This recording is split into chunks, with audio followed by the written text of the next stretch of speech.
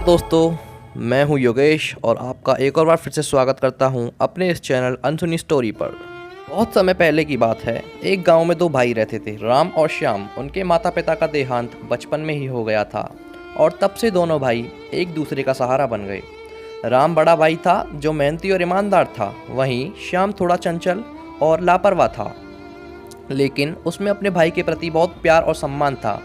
जब दोनों बड़े हुए तो उन्होंने अपने पिता की छोड़ी हुई थोड़ी सी ज़मीन पर खेती करने का निर्णय लिया। दोनों ने मिलकर मेहनत शुरू की और समय के साथ साथ उनकी फसल अच्छी होने लगी। उनकी आमदनी भी बढ़ने लगी। राम हमेशा अपने बड़े भाई के लिए कुछ अलग ही सोचता था। एक दिन उसने सोचा कि श्याम को अपनी मेहनत का कुछ हिस्सा अधिक मिलना चाहिए ताकि वह आराम से अपना जीवन व्यतीत कर सके। दूसरी ओर श्याम ने सोचा कि राम तो बड़ा भाई है, उसने हमेशा उसे सहारा दिया है, इसलिए श्याम ने भी निर्णय लिया कि वह अपने हिस्से की कुछ ज़मीन राम को दे देगा ताकि राम को किसी भी तरह की कठिनाई का सामना ना करना पड़े।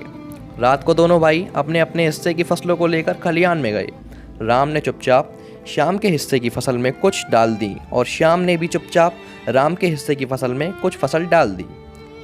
सुबह जब दोनों उठे तो उन्होंने देखा कि उनके हिस्से की फसलें पहले से जैसी नहीं थी, वो काफ़ी पहले से अधिक थी। दोनों भाई इसी बात को लेकर हैरान थे, लेकिन किसी ने कुछ नहीं कहा। यह सिलसिला कई दिनों तक चलता रहा।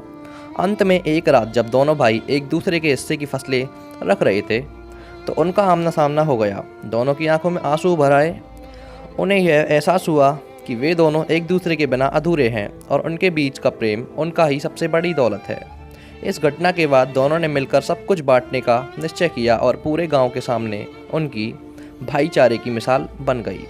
कहानी से यह शिक्षा मिलती है कि प्रेम और भाईचारा सबसे बड़ी पूजा होती है और परिवार में सहयोग और परस्पर त्याग ही असली सुख का आधार है। जी हाँ दोस्तों, यहाँ राम और श्याम की कहानी ख़त्म होती है। आशा करता हूँ दोस्तों आपको यह कहानी अच्छी लगी होगी। अगर आपने चैनल को सब्सक्राइब नहीं किया है अभी तक तो प्लीज़ यार एक सब्सक्राइब ज़रूर कर दें। आगे हम फिर मिलते रहेंगे आपसे ऐसे ही रोचक भरी कहानियों को लेकर।